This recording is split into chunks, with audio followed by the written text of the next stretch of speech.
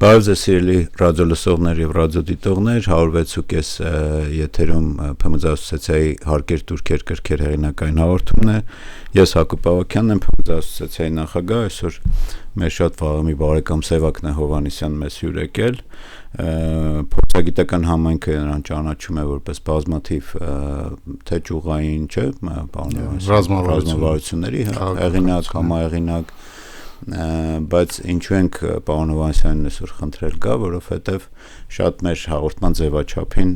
մոտ թեմայի մասին ենք խոսքը գնալու է փոքր ու միջին բիզնեսի զարգացման ռազմավարության, ես sense եմ ասում մեր ռադիոլսողների համար, բայց ռազմավարությունը մի փոքր այլ անուն ունի, դրա մասին, որը մի քանի օր առաջ արդեն իր նախագիծը քննարկվում էր էկոնոմիկայի նախարարի մոտ, եւ մենք փորձելու ենք այսօր մեր հաղորդման ընթացքում դուրս բերենք, թե այդ ռազմավարությունը ինչ հարցալուծելու իրական փոքր ու միջին բիզնեսի համար, նրանց կյանքի որակի լավացման, գործունեության եւ այլն։ Սևակ Հովհաննիսյան հանդիսանում է Civita ընկերության նաեւ գործընկեր, ինչպես նշեցի 2000-ական թվականներից ինքը ուղիղ առնչություն է ունեցել փոքր ու միջին բիզնեսի ՓՄԶ զարգացման ազգային կենտրոնի մի շարք ծրագրերի թե դիզայնի, թե իրականացման եւ վերլուծության։ Ողջույն։ Շնորհակալություն, ողջունում եմ բոլորին։ Շնորհակալություն հրավերքի համար, Հակոբ ջան, ինչպես նշեցիր, մենք շատ երկար ժամանակ համագործակցել ենք եւ տարբեր ֆորմատներով քննարկումներ ենք արել ՓՄԶ խնդիրների, ՓՄԶ զարգացման մարտահրավերների մասին։ Այո, ես 2000 թվականից ակտիվ ներգրաված եմ եղել ՓՄԶ ծրագրերի մշակման, գործիքակազմի մշակման, նշեմ հաջող սկիզբ ինկուբացիոն ծրագրի դիզայնի, վարկային երաշխիքների հիմնադրամի մշակման, նաև շատ բիզնես աջակցման կառույցների զարգացման, մասնավորապես առևտրաարդյունաբերական պալատների հետ կապված, նաև իմ փորձը մեծ է եղել պետական քաղաքականությունների ռազմավարությունների մշակման մասով, որտեղից կուզենայի առանձնացնել հենց արտահանման ուղղված արդյունաբերական քաղաքականությունը, որը կարելի ասել անկյունակարային էր փոփոխության տեսանկյունից պետական քաղաքականության, մինչ այդ հիմնական դիսկուրսը գնում էր նրա մասին, որ պետության հիմնական գործառույթը պետք է լինի միջավայրի ստեղծումը, բարենպաստ բիզնես միջավայրի ստեղծումը եւ բիզնեսները շուկայական մրցակցության ուժերի շնորհիվ ռացիոնալ որոշումներով կորոշեն, թե որ ոլորտներն են ավելի մրցունակ, զարգացման պոտենցիալ ունեցող, սովորական մրցակցությունը կբերի դրան, բայց ազատ ձեռքերի քաղաքականության, մրցակցության, սեփականության, մտավոր սեփականության իրավունքների պաշտպանության, ենթակառուցվածքների բարելավման, հասանելիության պարագայում տնտեսությունը ինքը կորոշեր, թե որ ճյուղերն են ավելի մրցունակ եւ որ ճյուղերն ունեն զարգացման պոտենցիալ։ Այդ ժամանակներում նաև տրենդային էր այդ նոր ինդուստրիալ քաղաքականության գաղափարախոսությունը Հաուսմանի Ռոդրիգի հեղինակությամբ եւ մենք այդ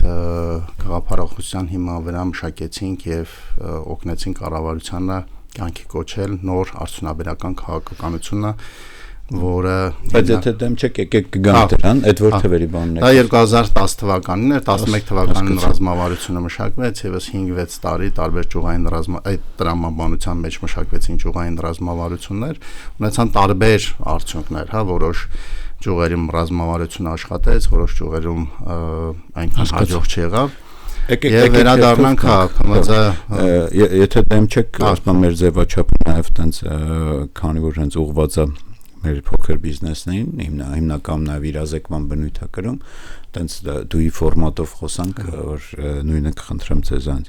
Սերակ ջան, մենք այս տաղավարում նաև մեր էլի ընդհանուր ընկեր Հայկ Ասֆանյանի հետ մի անգամ մի հաղորդում նվիրել էինք ընդհանրապես ռազմավարությունների մասին, այսինքն ինչի են դրանք պետք ու իրական փոքր բիզնեսը օրինակ տեղյակա որ իր մասին ռազմավարություն է գրվում, ինչ որ փաստաթուղթ է գրվում, ինքը պետք է գնա գտնի իրանը տեղ թե չէ։ Հիմա դուք էլ ձեր խոսքում ու ներկայացման մեջ խոսեցինք, որ բազմաթիվ թե ճյուղային թե այլ ռազմավարությունների փորձ եք ունեցել։ Հիմա նույն հարցը ձեզ տամ։ Փոքր բիզնեսը ինքը տենց ասում է պարտավոր չի, չէ՞, իմանա, որ իր մասին ինչ-որ փաստաթուղթ կա։ Բայց ինչու համար այդ ռազմավարությունները գրվում որպես կանոն եւ ինչ կտա օրինակ հենց այս ռազմավարություններին։ Շատ լավ հարցադրում արեցիր Հակոբ ջան, պարտավոր չի իմանալ, բայց պետք է իմանա եւ դրա պատասխանատուն այդ ռազմավարություն մշակողները պետք է լինեն, որոնք ռազմավարությունը չի կարող ինչ-որ մարդկանց ուղեղներում կամ ինչ-որ գրասենյակներում ստեղծվի, դա պետքա բխի դրա անհրաժեշտությունը կարիքներից։ Ինքս 2012 թվականից նաև անկախ փորձագետ եմ եղել OECD-ի PMZ ինդեքսի հետազոտությունների, որի նպատակն է գնահատել փոքր եւ միջին բիզնեսի քաղաքականությունները արևելյան Եվրոպայի երկրներում եւ Հայաստանի մասով, այո։ Մենք այս հաղորդման ընթացքում դրան անդրադարձել էինք անձամբ, որ այս վերջի ցուցանիշները OECD SME Policy Index-ի ԱԼԳ երկրների համեմատությամբ նույնիսկ միջին ցուցանիշներից ցածր ենք։ Մի ցուցանիշ կարծեմ, որ երկրորդ տեղն ենք։ Ինստիտուցիոնալով մենք էական անկում ենք ապրել։ Երկրորդ տեղն ենք բանով, որ բիզնեսի գրանցում Վրաստանին ենք զիջում, բայց մնացած ցուցանիշներով այդ ֆինանսների հասանելիությունը բոլոր ցուցանիշներով միջին ցուցանիշից չենք ներքև։ Հիմա այդ ռազմավարությունները ինչի հեղում արեցի դրա վրա, որովհետև այնտեղ քաղաքականությունները գնահատում են մի քանի բաղադրիչներով։ Առաջին բաղադրիչը թե ինչքանով այդ քաղաքականության կամ ռազմավարության, ռազմավարությունը դա քաղաքականության ձևակերպումն է ինչ որ մի ֆորմատով, հա, ինչքանով է դա մասնակցային, ինչքանով է բխում թիրախմբի կարիքներից, հա, իրականությունից, իրավիճակի ճիշտ վերլուծությունից, ճիշտ գնահատականներից, այսինքն առաջին բաղադրիչը, որ գնահատվում է, արդյոք այդ քաղաքականությունը մշակելիս իրականացվել է խորհրդակցություններ շահագրգիռ կողմերի հետ, իրականացվել է համապարփակ վերլուծություն հասկանալու խնդիրները, առաջնահերթությունները, այդ խնդիրների ազդեցությունը։ Երկրորդ բաղադրիչը դրա իրագործումն է, թե ինչքանով են պատշաճ իրագործում այդ ռազմավարությունները կամ այդ ռազմավարություններով նախատեսվող գործողությունները, եւ երրորդ բաղադրիչը արդյոք կա անկախ չէ անկանխակալ գնահատում այդ ռազմավարության իրականացման արդյունքներին։ Դες իրագործման հետ չի մոնիտորինգը, այսինքն ինչպես իրագործումը, տեսեք, այս երեք մասերը իրականում կան որոշակի շահերի բխումներ։ Քաղաքականություն մշակողը պետք է լինի քաղաքականություն մշակող կառույցը, մասնավորապես էկոնոմիկայի նախարարությունը, որը իրագործումը պետք է պատվիրակի կամ պետական կառույցի կամ մասնավոր կառույցների կախված միջոցառման կամ միջոցառման տեսակից, գործողության տեսակից եւ ցանկալի է որպեսզի գնահատումը արդյունքների այլ անկախ գնահատողներ համաձայն եմ։ Եվ աշխարհում տրամաբանություն զարգացած երկրներում այդ գնահատումները արվում են անկախ կառույցի կողմից, որպեսզի շահերի բախման խնդիր չլինի։ Եթե էկոնոմիկայի նախարարությունը ինքը մշակում է քաղաքականությունը, ինքը գնահատում է իր իրագործումը, այստեղ որոշակի շահերի բախում կա, ոչ մեկ իր դեմ չի գնահատի։ Դրա համար որպես կանոն արտապատվիրվում են այդ տիպի գնահատումները անկախ կառույցների, մասնավոր խորհրդատվական կամ հետազոտական կամ գիտահետազոտական կառույցների, որոնք կտան անկախակալ համաձայն եմ։ Սերակ ջան, հետ գանք նորից իմ հարցին, որտեղ դուք գնացիք էլի փաստաթղթի այն որ ասում ավելի մասնագիտական ու իր հետագա։ Տեսեք, մենք ունեինք 20-24 թվականի ՓՄԶ զարգացման ռազմավարություն, էլի էկոնոմիկայի նախարարության կողմից բերված եւ կառավարության կողմից, այ դեպ նշենք, որ ճիշտ է, ոնց ասած, դրա հեղինակը առաջ տանող էկոնոմիկայի նախարարությունն է, որտեղ ինքն է ՓՄԶ զարգացման պատասխանատուն, բայց դա հաստատվում է կառավարության կողմից։ Այսինքն այդտեղ եւ ֆինանսների նախարարությունը եւ մյուս նախարարությունները ասում են, այո, համաձայն ենք, որ մեր երկրում, պարզ բառերով ասած, համաձայն ենք, որ այս ձևով, այսինքն այս փաստաթղթում որ գրած եք, սենց աջակցենք, որ ՓՄԶ-ն զարգանա, հա։ Հիմա 2024-ը մի քանի անգամ տարբեր ձևաչափերով անդրադարձել եմ, որ չմտնեմ այդ փաստաթուղթը լավն էր թե վատ, ինքը կարելի ասել չիրականացվեց, ընդ որում ես հարցը տվել եմ թե նախկին էկոնոմիկայի նախարարին եւ այլն տարբեր բազաբանումներ հիշում եք են հայտնի դեպքերը, ասում են ֆինախը փողը չի տվել, չգիտեմ ինչ եւ այլն, բայց չեմ մտնում այդ դաշտ, ես որպես ՓՄԶ ասոցիացիա ասում եմ գրել եք, հաստատել եք կառավարությունով, ինչու՞ չեք արել, հա։ Հիմա այս մեկը, այսինքն ստացվում է, որ մենք հիմա 25 թվականի հունվարից մինչև արդեն հեսա հունիսն է, մենք չունենք ռազմավարություն։ Դրանից իրական փմձն, այսպես ասած, ոչ այն նախկինը, որ կար, տենց իր կյանքում ինքը տենց չէր ուզում։ Այսինքն վերադառնալով փոքր բիզնեսը, էլի, ինքը որ չի իմանում այդ փաստաթուղթը, կամ եթե իմանում է, ինչ է իրան տալիս։ Օրինակ, այդ փաստաթղթում ինքը տեսնում է ուղերձ, հա, քաղաքական, ասացիք շատ կարևոր բան է, որտեղ ամեն ռազմավարություն նաև իր ձևով հասկանում ես, թե քաղաքական ուղերձը որն է, հա, ասենք ինչպես են պատկերացնում հիմիկվա քաղաքական թիմը փոքր ու միջին բիզնեսի զարգացումը, հա։ Դուք ճիշտ է էքսպերտային, ասենք պրոֆեսիոնալ ձեր գործը անում եք, բայց այնտեղ ինչ որ բաներ ոնց ուզում ալնի տեսնում եք, չէ՞, ասում են եկեք սենց անենք, սենց ենք տեսնում, ուտեղ մի քիչ դժվար է այն ձեր ասածը, որ դուք գնում եք իրական հատվածից, չէ՞, ասենք վիճակագրական փաստացի հարկայինից բազաները վերցնում եք, թվերանում եք, ասում եք, էսա համադրելի, ես հիշում եմ այդ հանդիպմանը դուք ներկայացնում եք նաև համադրելի երկրներ եւ այլն, ասում եք, սենց ենք տեսնում։ Բայց այդտեղ շատ կարևոր է քաղաքական որոշումը եւ դրա այն երկրորդ մասը, որ արդեն ձեր խոսքում նշեցիք, դրա իմպլեմենտացիան, այսինքն իրագործումը։ Ոնց անենք, որ դա իրագործվի, թեկուզ լավ թե վատ փաստաթուղթ։ Շատ ճիշտ եք ասում, այո, բայց ոչ միայն մենք երկրորդային տվյալների հիման վրա իրավիճակի վերլուծություն արել, մենք արդեն մի շարք խմբային քննարկումներ ենք արել մեր տարբեր հետազոտական պրոյեկտների շրջանակում լայնածավալ բիզնեսի հետազոտություններ ենք արել եւ մշտապես մենք թեմայի մեջ ենք եղել, հա, այսինքն արժեշխտաների վերլուծությունների կամ տարբեր հետազոտությունների շրջանակում մենք հասկանում ենք բիզնեսի խնդիրները։ Նաեւ նշեմ, որ մենք 2005 թվականից համաշխարհային տնտեսական ֆորումի գործընկեր կազմակերպությունն ենք եւ ամեն տարի մենք իրականացնում ենք ձեռնարկությունների ղեկավարների հարցումները, որտեղ այդ մոտավորապես 100 ընկերություններ են հարցում Հայաստանում, որտեղ մենք տեսնում ենք ամեն տարի ինչ դինամիկա կա բիզնես միջավայրի քաղաքականությունների հետ կապված։ Բայց վերադառնալով թեմային, ինչ ուղերձա տալիս է ռազմավարությունը։ Իհարկե, լավ չի, որ ձգձգվեց, մենք ունեցանք ոնց որ gap, հա, նախկինի եւ նորի ընդունման արանքում, բայց մի քանի բան կուզենայի նախկինի մասին ասել 20-24 թվականների ռազմավարության կան եւ սուբյեկտիվ եւ օբյեկտիվ պատճառներ, մենք առանձնապես չուզեցանք խորանալ այդ ռազմավարության արդյունքների գնահատման համար, որովհետեւ ֆորս մաժորային իրավիճակներ տեղ ունեցան, կովիդ, այնուհետեւ պատերազմ, դա ոնց որ օբյեկտիվ ֆակտորներն են, որոնք իրականում sense distortion, հա, շեղումներ մտցրեցին ամեն ինչի մեջ, բայց նաև կան եղել են նաև սուբյեկտիվ գործոններ, այսինքն ցավոք սրտի ինստիտուցիոնալ, այսպես ասած, վերափոխումների, բարեփոխում չասենք, վերափոխումների արդյունքում մենք քանդեցինք գործող կամ գոյություն ունեցող կառույցներ ՓՄԶ աջակցության, որը նաև արտացոլվեց այդ OECD գնահատումների մեջ։ Ես հիշում եմ դերևս 2010-ից հետո, երբ որ մենք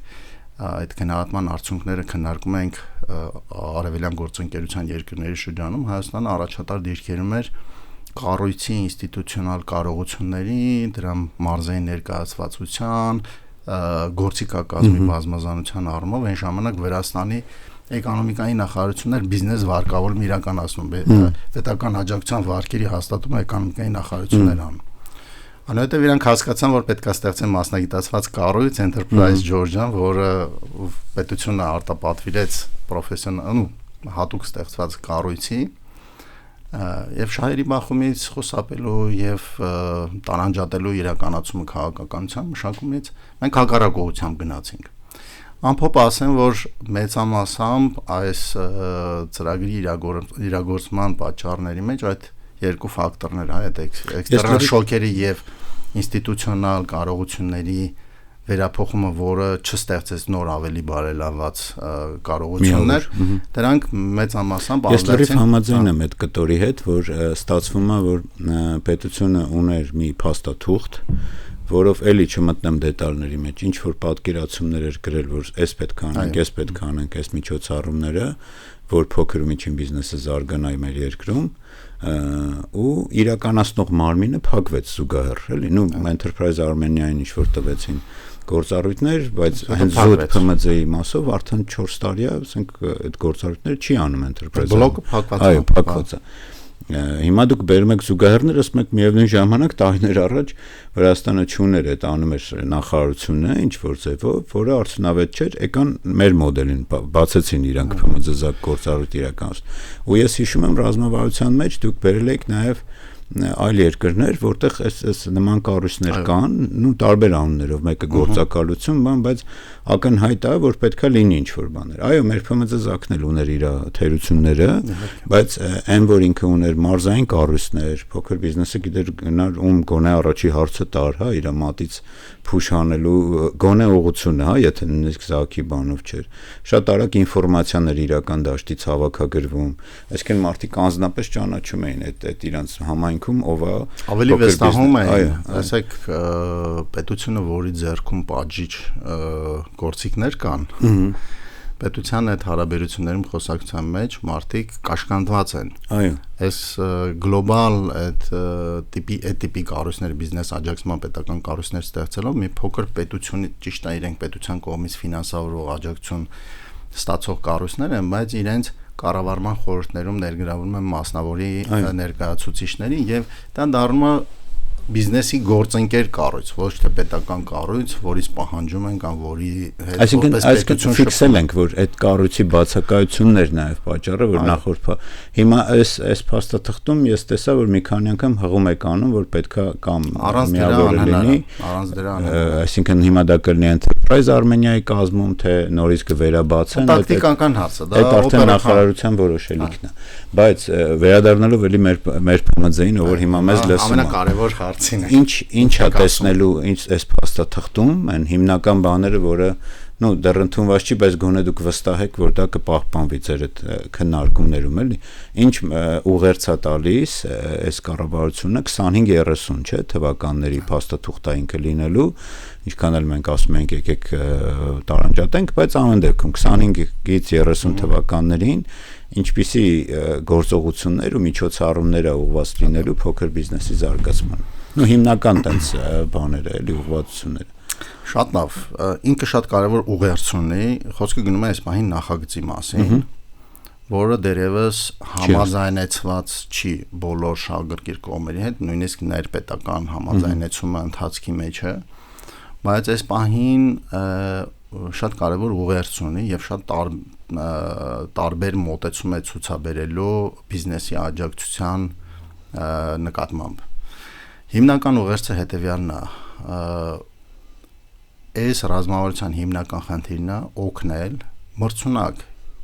կենսունակ բիզնես գաղափարներին իրագործմանը, այսինքն շանս տալ բոլոր կենսունակ եւ մրցունակ բիզնես գաղափարները, որ առնվազն մեկ անգամ փորձ կատարեն, կյանքի կոչելու այդ բիզնես գաղափարը։ Այնուհետև այդ բիզնես գաղափարը կյանքի կոչելուց հետո գործիքակազմի նպատակն է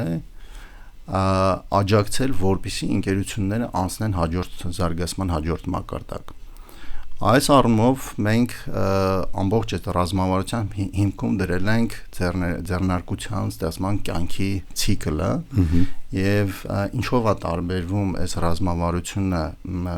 նախորդ ռազմավարության գաղափարախոսությունից, մենք հրաժարվում ենք ասելով, որ փոքրը թույլ է, պետք է փոքրին պաշտպանել եւ փոքրը թույլ է, պետք է մենք, չգիտեմ, ավելի արտոնյալ պայմաններ ստեղծենք փոքրերի համար։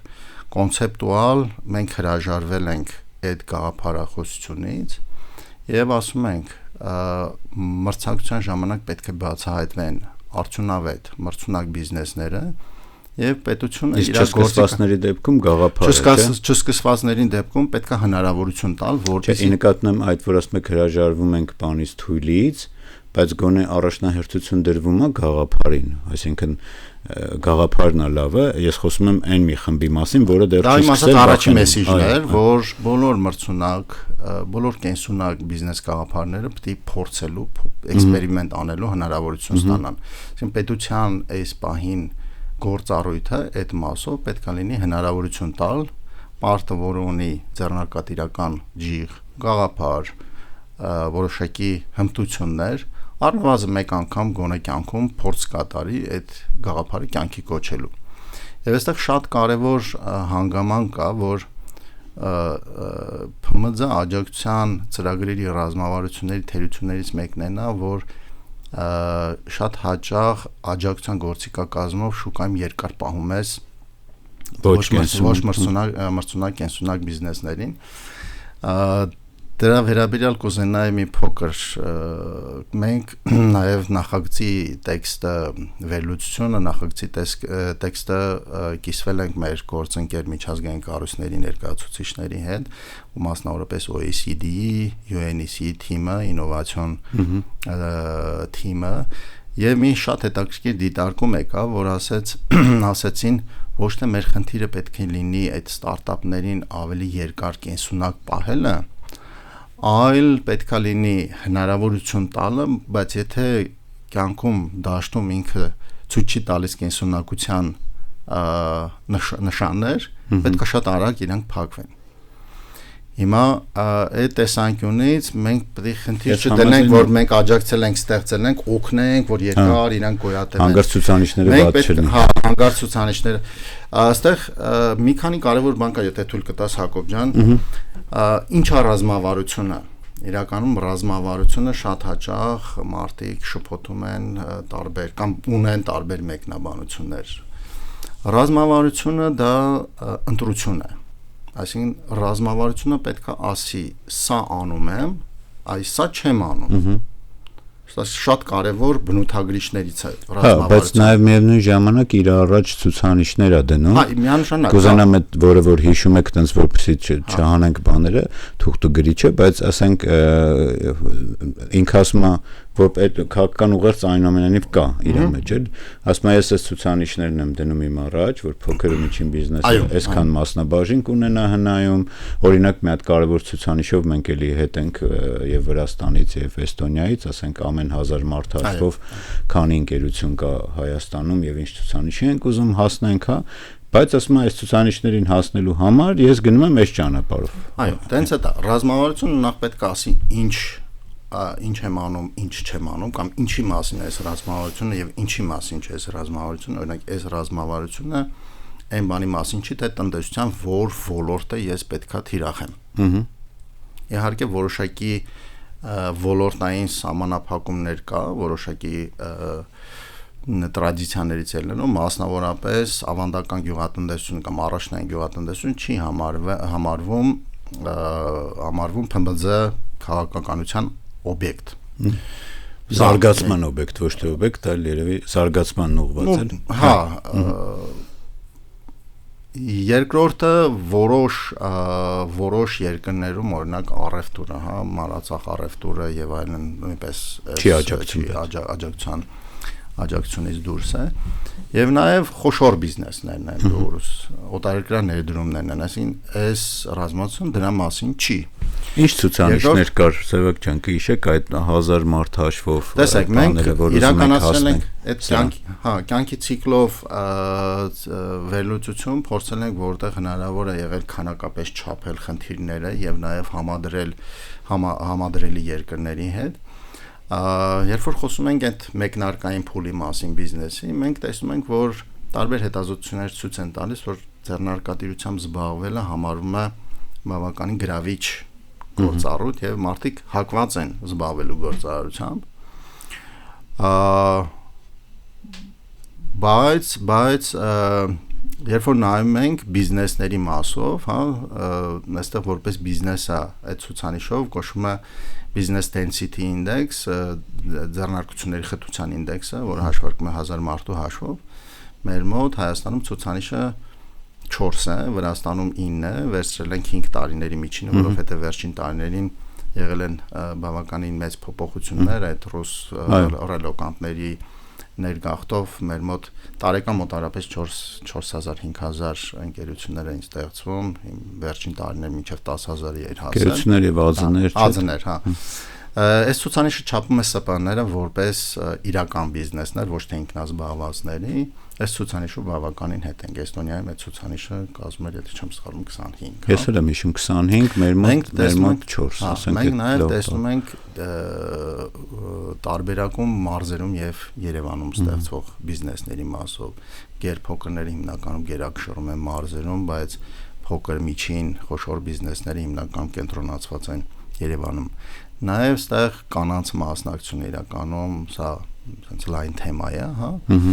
Բայց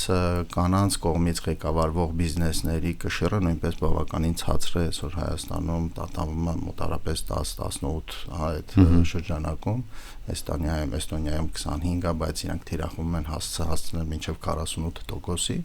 Իսկ հնարում ունենք ցուցանիշ, որը ուզում ենք հասնենք, կարծեմ այդ ամենակարևոր ցուցանիշն է, չէ՞, որ դրվում է ռազմավարության մեջ։ Հնային մասնաբաժնում, չնայած այս բոլորը կապ ունեն, այսինքն այսքան քանակ պետք է ավելացնենք, այդ ցուցանիշները կան, իրականում թիրախները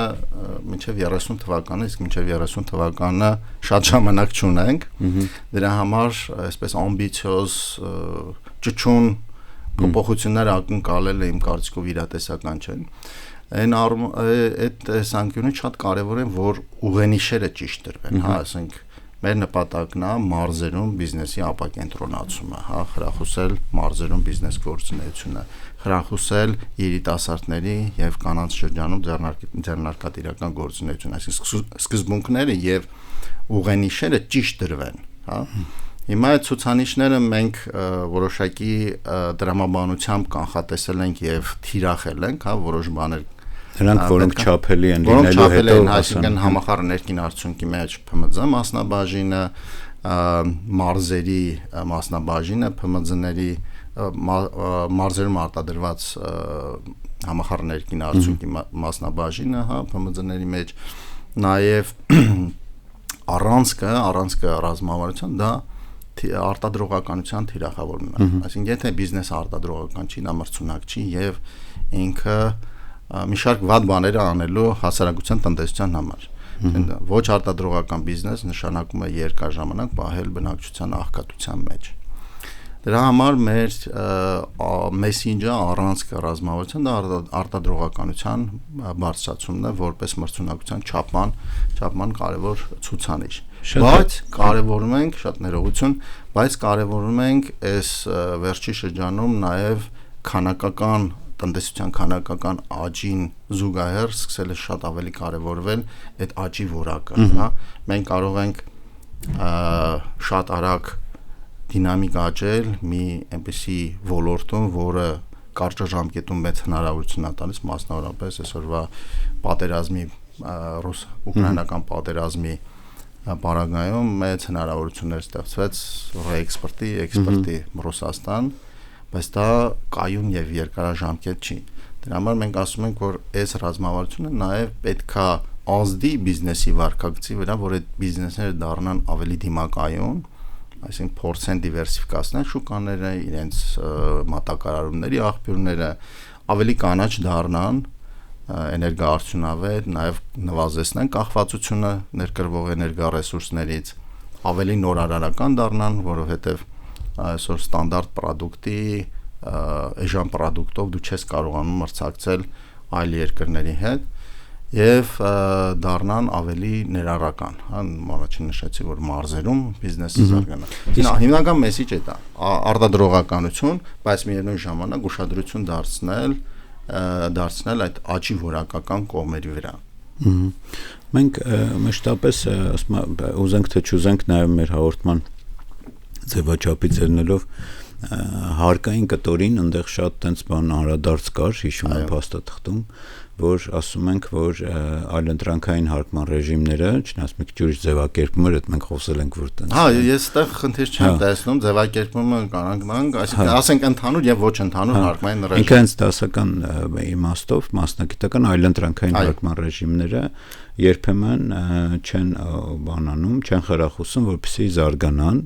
Չնայած ոնց որ ձեր խոսքում նշեցիք, ՓՄԶ ռազմավարությունը տենց կոնկրետ ոլորտային չի, այլ ինքը ՓՄԶ-ի ուղղված բանն է, որի մեջ ուզենք թե չուզենք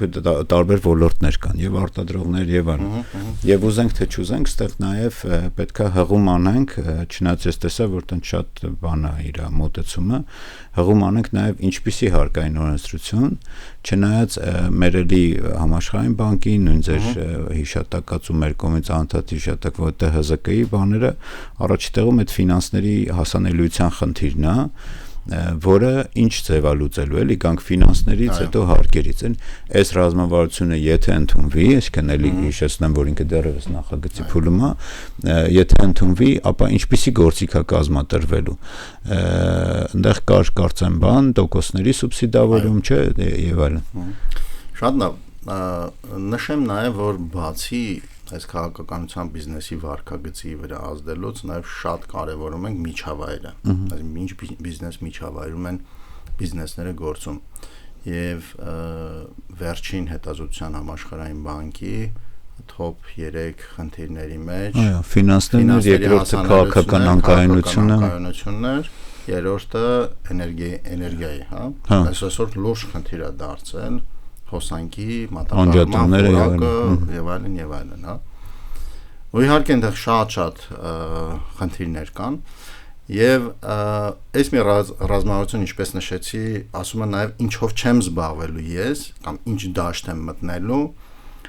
քանի որ բիզնես միջավայրը ինքը դինամիկ փոփոխվող է եւ ամեն ամիս, ամեն, չգիտեմ, տարի փոփոխվում են բիզնես միջավայրի հետ կապված մարտահրավերները, խնդիրները եւ այլն, այս ռազմավարությունը տալիս է հիմնական ուղենիշերը, թե ինչպիսին պետք է լինի բիզնես միջավայրը, բայց ռազմավարության գործողությունների ծրագրում հստակ գործողություն կամ քայլեր չի արվում օրենսդրական կամ բիզնես միջավայրի փոփոխման հետ կապված։ Մենք կարծում ենք, որ այս ռազմավարության շրջանակում պետք է հստակեցվի, թե ինչ մեխանիզմով է պետությունը ձևակերպում օրակարգ բիզնես միջավայրի բարելավման, մենք այստեղ ռազմավարությամբ տվել ենք մեխանիզմներ կամ հարթակներ, որոնք պետք է լինեն նաև ներառական, այսօր մենք ունենք տարբեր գործող հարթակներ, ՓՄԶ խորհուրդն է, ներդրումների խորհուրդն է, բայց նաև անհրաժեշտություն կա մեծացնել իրենց ճյուղային ներկայացվածությունը այդ հարթակներում մարզային ներկայացվածություն, այսինքն այս մասում մենք երևի թե կհասցնենք, բայց ես կխնդրեմ այդ ֆինանսականը ասեք դուք ոնց եք էլի այնտեղ ներառել, որ նաև որպես առաջի խնդիր էլի շատ լավ ֆինանսների հասանելիությունը մենք մի հետաքրքիր վարժություն ենք արել, փորձել ենք հասկանալ, թե ինչ ճեղքված կա ֆինանսավորման, այսինքն պոտենցիալ պահանջարկ, որը չի բավարարվում այսօրվա ֆինանսական համակարգի կողմից գնահատականը բավականին մեծ թիվ է, մոտավորապես 1.5 միլիարդ դոլարի չափով պոտենցիալ վարկավորման բաց ենք տեսնում։ Նույն այստեղ համաշխարհային բանկի մեթոդաբանությունն ենք վերցրել, նման գնահատականներն ունեն մեծ, ոնց որ ասած, մոտարկման, աշճան, բայց ամեն դեպքում դա հանուր կիրառող մեթոդաբանությունն է, համեմատվում է այն երկրներում ՓՄԶ շրջանառություն եւ վարկավորման ծավալ հարաբերում են դրանք այն երկրների համար, որոնք որ համարում են, որ չունեն որևէ սահմանափակում ֆինանսների հասանելիության եւ այդ նույն ցուցանիշը հաշվարկում է Հայաստանի համար եւ այդ տարբերությամբ գնահատում են պոտենցիալ վարկավորման կարիքը, որ բիզնես կամ վարկավորման ներգրավման պոտենցիալը, որ բիզնես ունի ու չի իրացում։ Ստեղ խնդիրը բազմակողմանի է, բայց խնդրին չարադառնանք, էլի ես ուզում եմ լսեն մեր բաները, ասենք ինչ գործիք եք, այնտեղ տեսա որ գործիք եք դրել։ Հիմա տեսեք, ինքը որոշ մասով դառնում է այս ռազմավարության առարկա, որոշ մասով խնդիր է ձևակերպում կապիտալների շուկաների կամ ֆինանսական համակարգի բարելավման քաղաքականության կամ ռազմավարության համար այսօր կան մի շարք հարակից ռազմավարություններ, որտեղ այդ խնդիրները արդեն ձևակերպված են եւ այդ ուղղությամբ քայլեր կատարում են, որpիսի մենք չկրկնենք դա, մենք ասում ենք այս օրակարգը այդ քաղաքականությունների համար ձևավորելու է այդ հարթակների միջոցով խնդիրներ վերհանելու եւ ներկայացնելու այդ ռազմավարություններին, բայց ռազմավարությունը այդ խնդիրը նաեւ թիրախում է իր գործիքակազմի միջոցով։ Տեսեք, ես նշեցի, որ մենք նայում ենք ըստ կյանքի ցիկլի եւ կախված թե ձեռնարկությունը կյանքի որ ցիկլում է գտնվում, այսինքն ստարտափային փուլում է, աճի կամ հասունացման փուլում է, թե արդեն միջազգայնացման, խոշորացման փուլում է, իրանց կարիքները շատ տարբեր են լինելու։ Այստեղ մի քանի գործիքներ են առաջարկում, օրինակ ստարտափ փուլում մենք ասում ենք, որ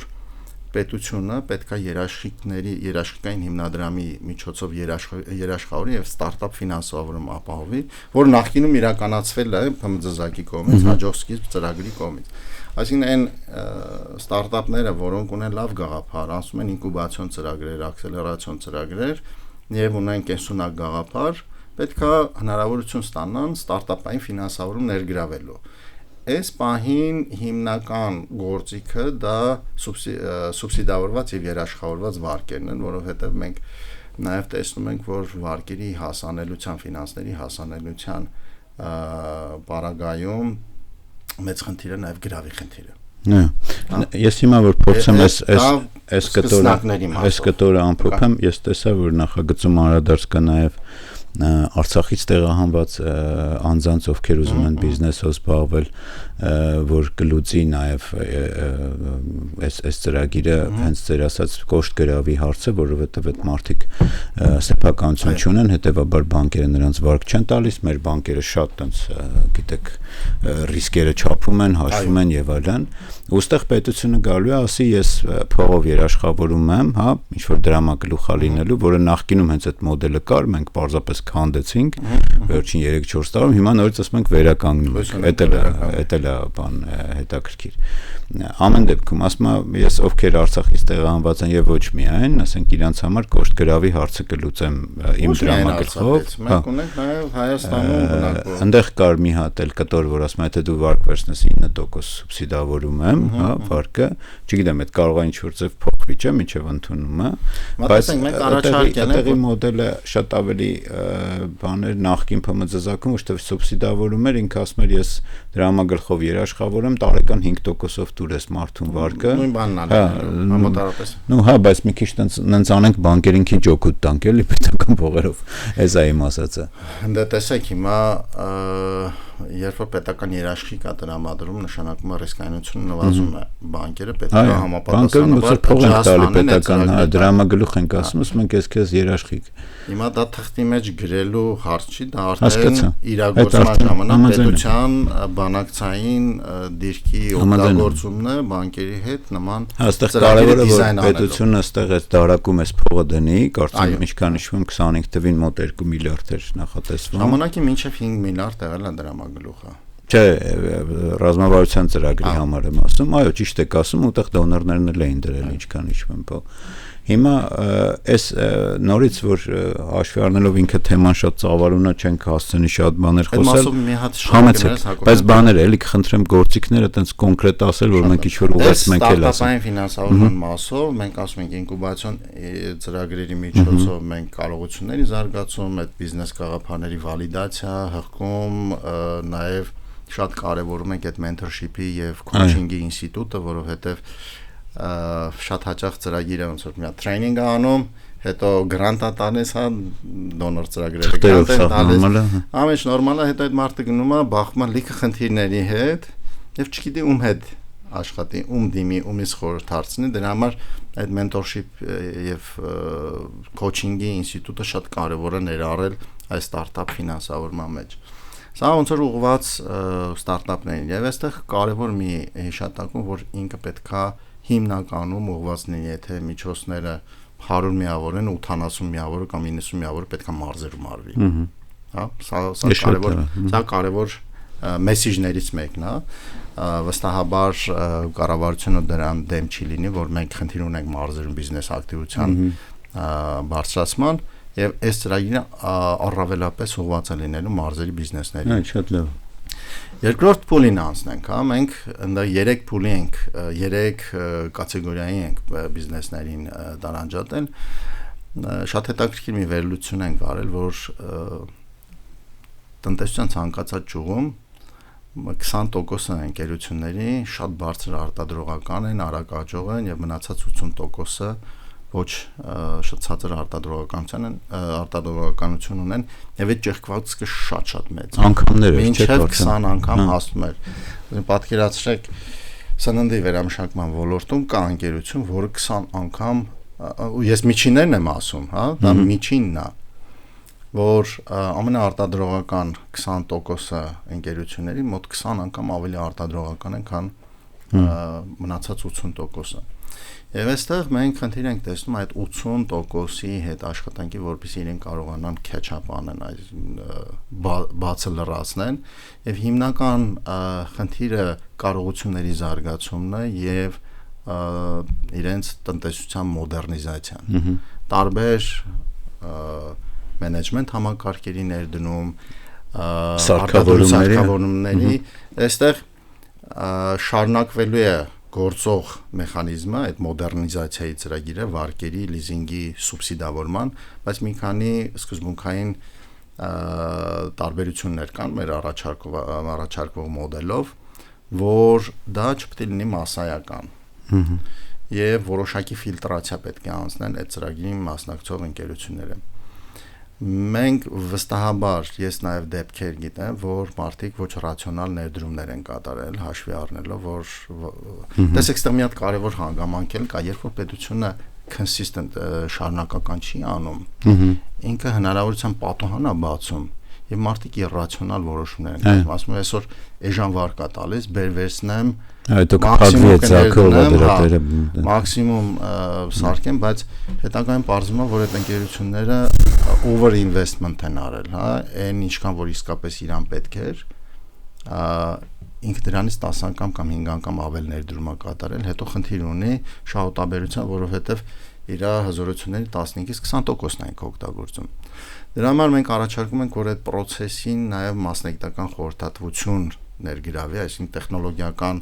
audit արվի, արդյոք դրա մոդեռնիզացիայի կարիքը կա, ինչպիսի մոդեռնիզացիայի կարիք կա, դա նույնպես շուկայական մեխանիզմների միջոցով է իրականացվելու։ Մենք առաջարկում ենք, որ ՓՄՁ կառույցը ունենա նաև ցանց խորհրդատուների, տեխնոլոգիական խորհրդատուների, որոնց երաշխավորի ասի, այս մարդիկ առնվազն գոնե գան, մի հատ audit անեն եւ ձեզ ճիշտ ուղղություն ցույց տալ։ Այս ուղղությամբ պետք ներդրում արել։ Իհարկե այդտեղ լավ կլինի, որ նաև բիզնես աջակցության կառույցներն են ներգրաված լինեն, հիշում եք մենք այդ քննարկման հետ ասենք, ոնց որ դուք էլ չէիք դրան։ Հենց այդ մոդելն էլ առաջարկվում է, որպեսզի ցանց ստեղծվի մասնավոր խորհրդատուների, բիզնես խորհրդատվական կառույցների, կարան նաև ասոցիացիաներ լինեն։ Ցավոք սրտի մեր հաղորդումը մոտենում է ավարտին, բայց փորձեմ ամփոփենք, հույս ունենամ, որ ձեզանից խոստում կգործենք ընդունվելուց հետո էլ մի հատ հանդիպենք, որ արդեն վերջնական տեսքը իրազեկենք, թե ինքը ինչ ձևով ընդունվեց, բայց այնուամենայնիվ, եթե ամփոփենք, մենք ինչ ասացինք, մենք ընդունում ենք այս պահին, որ նախկինում մենք ունենք ՓՄԶ զարգացման ազգային կենտրոն, որը փակել ենք, որպես պետություն եմ ասում։ Ընդունում ենք, որ դա ճիշտ քայլ չէր, եթե տենց շատ կոպիտ չասեմ։ Հիմա մենք դրա պատճառով էր նաև նախորդ ռազմավարության որոշ բաներ, միջոցառումներ, որ չիրականացվեց, որտեղ իրականացնող չունենք։ Հիմա նոր ռազմավարությունով ասում ենք, այո, զուգահեռ պետքա նորից ձևավորենք այդ մարմինը, նոր կստեղծենք, թե Enterprise Armenia-ի մեջ կլինի, այդ ոնց որ թե քաղաքական որոշումը կա դրա մասով, բայց ինչ ձև կլինի հələ չգիտենք, եւ երրորդ կտորը, որը մեր խոսակցության ամենասկզբից ասացինք, լավ չպատկերացինք ով է մոնիտորինգ անելու, այսինքն ով այն անկախ կառույցը, որ դուք ասեք դասական իմաստով ոնց է լինում, չէ՞, ձեր օրինակը բերեցիք միջազգայիններում, այլ երկրներում նաեւ ասում են այդ անկախ մարմին կամ խումբ պետքա լինի։ Հիմա այստեղ այդ հարցն է կխնդրեմ շատ կարճ պատասխանել։ Այդ մասով մենք մեր հստակ դիրքորոշումը ասել ենք, որ այս ծրագրերը պետք է անցնեն անկախ գնահատում եւ բյուջեով նախատեսել ենք ամեն տարի գումար, որով ընտրվի անկախ գնահատող կազմակերպություն գնահատելու համար, թե արդյոք ծրագրերը իրականացվել են, չեն իրականացվել, ինչ պատճառներ են եղել իրականացման, չիրականացման, ինչ արդյունավետությամբ են, այստեղ ստանդարտ մեթոդաբանություններ կա, հա, DAC մեթոդաբանությունը, որով ազդեցության գնահատումներ են իրականացնում եւ կարելի է օպերատիվ գնահատում անել, թե ինչքանով օպերատիվ արդյունավետ են եղել այդ ծրագրի իրականացումը, այսինքն էկանգայի նախարարությունը մրցույթ է տենդերը հայտարարելու այսպես ասած, որ ընտրի այնպիսի կառույց, որը ամեն տարի գնահատի ռազմավարության այդ մի տարվա միջոցառումները արվել է թե չէ, տեսնենք, բայց ես կարծում եմ, որ այստեղ շատ ավելի լավ է, որ հասարակական կառույցները լինեն այդտեղ մշտական, ոչ թե post factum արվի, այլ մշտական monitoring-ի բանը լինի, բայց չգիտեմ։ Շատ կարևոր բան եք ասում, մենք այդտեղ տեսնում ենք այդ հասարակական կառույցների կամ բիզնեսի շահերը ներկայացնող կառույցների ներկայացվածությունը որպես այդ հաշվետվությունները, հաշվետվողականություն նաև իրանց առջև, ոչ միայն պետության առջև, որպեսզի հետագայում իրենք լոբինգի շրջանակում ասեն, տեսեք, անկախ գնահատողները այս տիպի խնդիրներ են վերհանել, եկեք հասկանանք արդյոք սխալ ենք անում այս քաղաքականությունը։ Եվ շատ կարևոր մի հատ բան էլ կուզենայի նշեի, տեսեք, հիմա կյանքը դարձել է շատ դինամիկ փոփոխվող։ Այսօր տնտեսության ոլորտներ կան, որ 1-2 տարվա ընթացքում կարող են ստեղծվել եւ վերանալ։ Այսօր աշխարհաքաղաքական իրավիճակը շատ արագ փոփոխվում է, պատերազմներ, առևտրային պատերազմներ եւ այլն։ Եվ դա նաև մղում է, որպեսզի կամ ստիպում է ընկերություններին, կառավարություններին, կազմակերպություններին վերանայել իրենց ստրատեգիական պլանավորման մոտեցումները, եւ այստեղ ոչ թե շատ կարեւոր է երկարաժամկետ ճիշտ նպատակ դնել եւ ոնց որ այլ ճկուն դնել, որ ընթացքում այլ ճկուն համակարգ սարքել, որը շատ արագ փորձարկի, տեսնի աշխատում է այդ գործիքը, չի աշխատում, արագ փոխի։ Այդ շատ կարևոր սկզբունք է, որ այդ design thinking-ը մենք առաջարկում ենք, որ լինի նաև առանցքային։ Շատ կարճ Սերակ ջան, երբ կընդունվի այս կանխոտեսումներով։ Այս պահին սա ամբողջությամբ արդեն նախարարության դաշտն է, ես կարծում եմ, որ աշնանը պետքա որ ընդունվի, եթե համաձայնության կան եւ պետական տարբեր գերատեսչությունները, այստեղ կարևորագույն խնդիրներից մեկը լինելու է բյուջեի հարցը։ Եթե բյուջե չի հատկացվելու, այդ դեպքում կարելի ասել սա գեղեցիկ առնվազն գեղեցիկ գրված։ Շատ լավ, շատ շնորհակալ եմ Սերակ ջան, մեզ հյուրընկալելու համար, խոստացի խնդրեմ, որ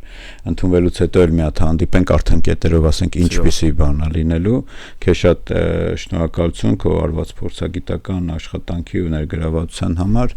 Հուսով եմ ելի կհանդիպենք, այսքանն էր այսօր, լավ եղեք, սպասենք տեսնենք ինչպիսի փաստաթուղթ ի վերջո կլինի ՊՄԶ զարգացման ռազմավարությունը։ Այսքանը, ստեսություն։ Շնորհակալություն, ստեսություն։